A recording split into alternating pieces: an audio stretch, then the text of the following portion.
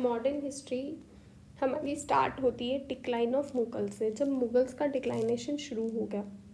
और वो कब शुरू हुआ था? 17th सेंचुरी में, जब औरंगज़ेब की डेथ हुई। After the death of Aurangzeb 1707 में उसकी डेथ हो गई, तो उसकी डिक्लाइनेशन शुरू हो गई। अब क्या कॉज था, क्यों डिक्लाइन हो रहा था? एक तो वीक सक्सेसर्स थे, लाइक बहादुर शाह वीक था, जहांगीर शाह वीक था, फारूक सियार वीक था। इनके पास ना तो मिलिट्री थी, ना ही ये कैपेबल थे एडमिनिस्ट्रेशन को चलाने के लिए, पहला पॉइंट। दूसरा, कोर्ट्स में ये मतलब वीकन सेंट्रल अथॉरिटी बन गई, कोर्ट्स इनके वीक हो गए, फ्रीक्वेंट चेंजेस आ रहे थे, कोई स्ट्रॉन्ग था ही नहीं इनमें से।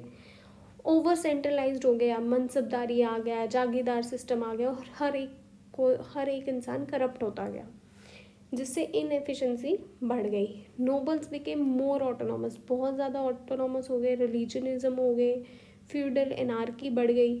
फिर रेवेन्यू डिमांड्स इंक्रीज होने लग गई, क्योंकि रेकलेस हो गए थे, इनके पास पैसा तो बचा नहीं था।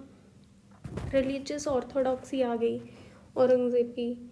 ये larger section of society, specially Rajputs, Maratha, Sikhs, re imposure होने लगा जजिया tax, destruction of temples, break down हुआ हो गई थी ट्रेडिशंस में, वीक हो गई थी social unity, rise of powers अलग अलग बढ़ रही थी, स्टेट्स जैसे Hyderabad, Bengal, Awadh, Punjab, Sikh, Mysore, emergence of Maratha north की तरफ आ रहे थे, ये भी एक चैलेंज था। इकोनॉमिक क्राइसिस चैलेंज था, डिक्लाइन हो गया था ट्रेड में जो यूरोपियन के साथ होता था, एग्रीकल्चर डिस्ट्रेस हो गया था, ऑप्रेसिव टैक्सेशन आ गया, फेमाइन आ गया, भुखमरी आ गई, फॉरेन इन्वेजन्स हो गए, नादिर शाह का इन्वेजन, अहमद शाह अब्दाली का बार बार आना, मुग़ल मिलिट्री को डिस्ट्रॉय करना, यूरोपियन एक्सपेंशन हो गई, मतलब ब्रिटिश और French east India companies exploit कर रहे थे।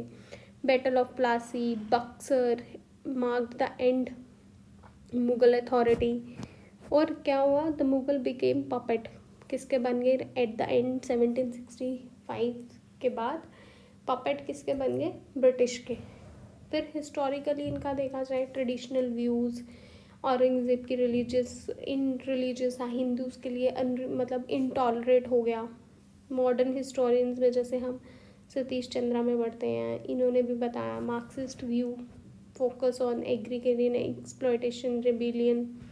करंट अफेयर में लिंक कर सकते हैं, हिस्ट्री ऑप्शनल में देख सकते हैं। कंक्लूजन यही था कि decline of Mughal empire was not due to a single event, एक सिंगल इवेंट नहीं था, ये कम्बिनेशन था पॉलिटिकल इंस्टेबिलिटी का, एडमिनिस्ट्रेटिव इनएफिशिएंसी का, सोशल रिलीजियस टेंशंस का, इकोनॉमिक डिक्लाइन का, एक्सटर्नल एग्रेशंस का, रिजल्टेंट पावर वैक्यूम का।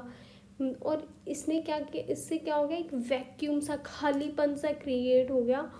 और इस खालीपन को किसने भरा? ब्रिटिश एक्सपेंशन ने भरा।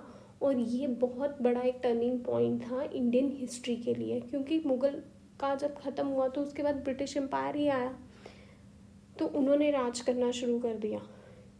That's it. फिर आगे अब हम इन्हीं चीज़ों को एक्सप्लेन करेंगे कि लेटर मुग़ल क्या थे, कौन थे, क्या क्या टाइम पीरियड था, उन्होंने क्या क्या किया।